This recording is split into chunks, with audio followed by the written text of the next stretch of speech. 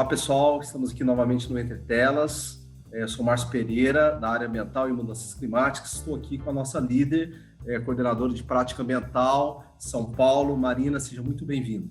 Obrigada, Márcio. Estou feliz de estar aqui com você hoje para a gente bater um papo. Coisas importantes para falar, né, Marina? Tem muita coisa acontecendo agora nesse período da COP26 e o que vem uma das principais discussões sobre o mercado de carbono, né? Todos sabem que está em discussão o Acordo de Paris, a implementação do artigo 6º, dos mecanismos econômicos voltados para o mercado de carbono. Tudo isso, Marina, a gente tem visto no nosso dia a dia de advocacia, né? Muitas consultas, muitas demandas, uma expectativa muito grande por parte de clientes de como fazer negócios nessa área, né? Marina, você poderia dar um pouquinho para a gente, um apanhado sobre como está a discussão internacional? Então, acho que a gente não pode deixar de falar, né? Primeira coisa, quando a gente fala de COP26, qual é a grande expectativa da COP26, que é justamente a regulamentação dos mecanismos de mercado previsto no artigo 6º do Acordo de Paris, perdão. E esse artigo 6º, o que ele fala, né? Ele prevê a transferência de créditos das reduções de emissões excedentes ao cumprimento das NDCs por meio de acordos bilaterais entre países e também prevê o comércio de créditos de carbono por meio de MDS, que são os mecanismos de desenvolvimento sustentável, o qual se baseia em projetos de atores públicos ou privados e esses projetos devem ser certificados e validados por um órgão revisor que vai ser criado no âmbito do acordo. A grande expectativa em relação a essa regulamentação é justamente porque não é fácil você regulamentar um mercado de carbono, justamente até esse é um dos grandes pontos, né, que a gente vem discutindo há tanto tempo.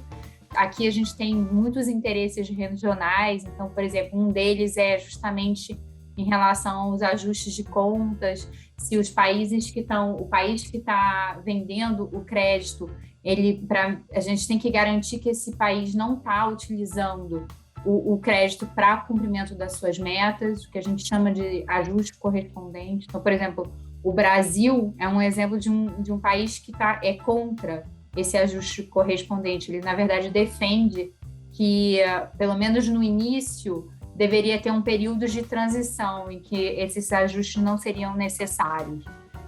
Mas, enfim, eu acho que o ponto aqui, cada vez mais existem mercados. Então, por exemplo, a gente já tem um mercado na União Europeia, a gente já tem um na Califórnia, na China, no Reino Unido. Alguns países latino-americanos já estão também implementando seu próprio mercado de carbono. Então, essa questão, na verdade, vai ser...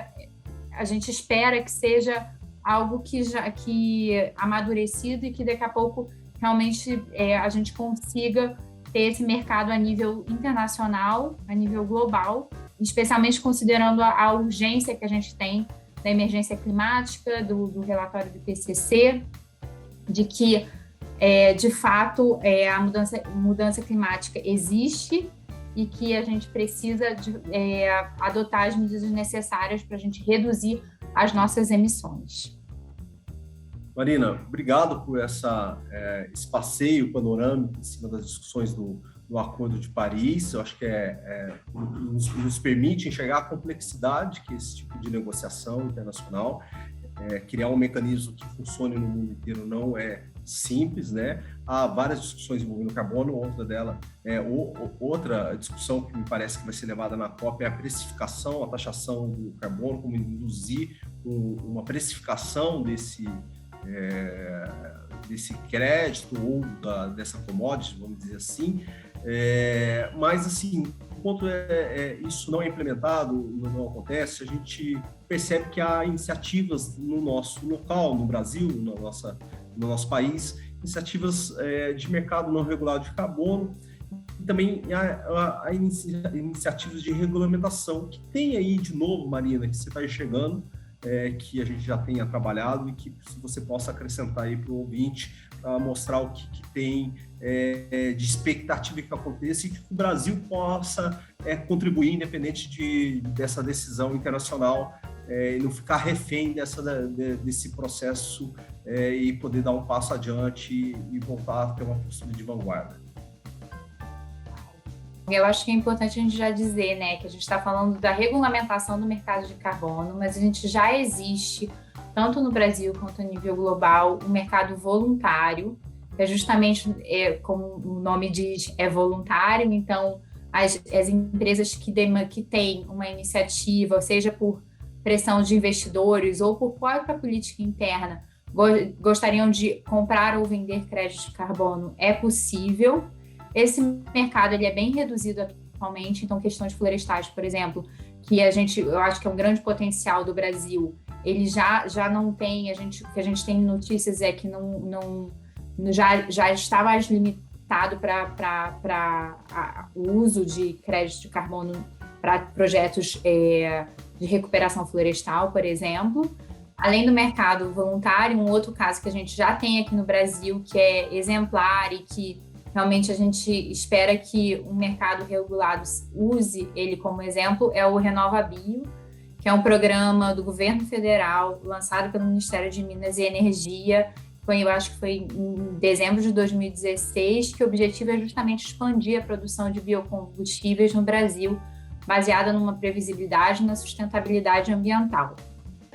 Além disso, hoje a gente tramita na Câmara de Deputados um projeto de lei, projeto PL 528, que o objetivo é criar um mercado regulado. A expectativa também era que esse projeto fosse aprovado pela Câmara antes da COP, justamente para mostrar um compromisso do Brasil em reduzir as suas emissões, mas pelo menos até o momento que a gente está falando, essa aprovação não ocorreu.